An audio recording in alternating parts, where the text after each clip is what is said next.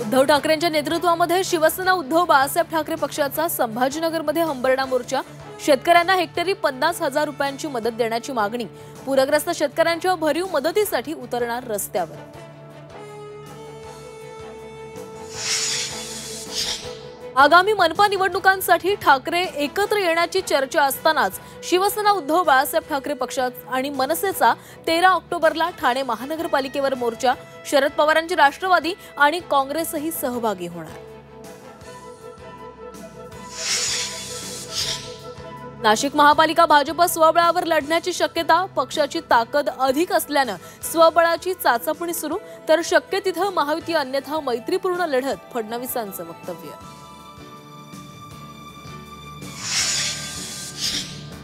भाजपकडून स्थानिक स्वराज्य संस्थेच्या निवडणुकीची तयारी सुरू। मुंबईत आज महत्त्वाची बैठक, कोकणातील नेते राहणार उपस्थित।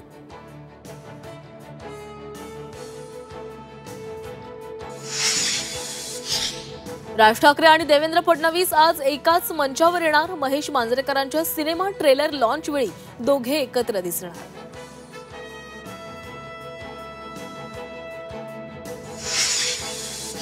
दिवाळीची खरेदी फक्त हिंदूंकडूनच करा, राष्ट्रवादीचे आमदार संग्राम जगताप यांचं वक्तव्य।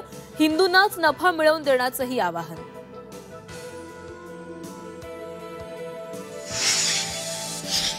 आमदार संग्राम जगताप यांचे विचार पक्षाला अमान्य, त्यांना कारणे दाखवा नोटीस पाठवली जाणार।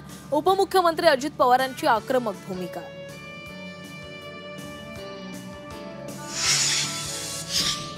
मुंबईत कबुतरांचा वाद पुन्हा एकदा पेटण्याची शक्यता। मृत कबुतरांच्या आत्मशांतीसाठी आज जैन समुदायाकडून धर्मसभेत आंदोलनाची दिशा ठरवली जाणार।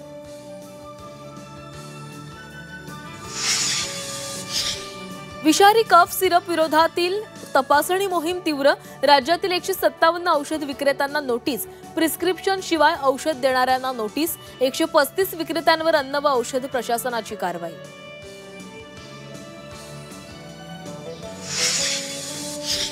मुंबई पुणे रेल्वे प्रवास आज खोळंबणार। प्रगती, डेक्कन क्वीन, इंद्रायणी एक्सप्रेस रद्द।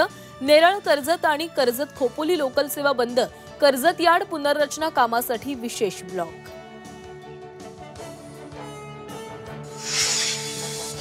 दोन दिवसात चांदीच्या दरात 20,000ची वाढ। चांदीचे दर 1,70,000वर। जागतिक पातळीवर चांदीत गुंतवणुकीस सुरुवात।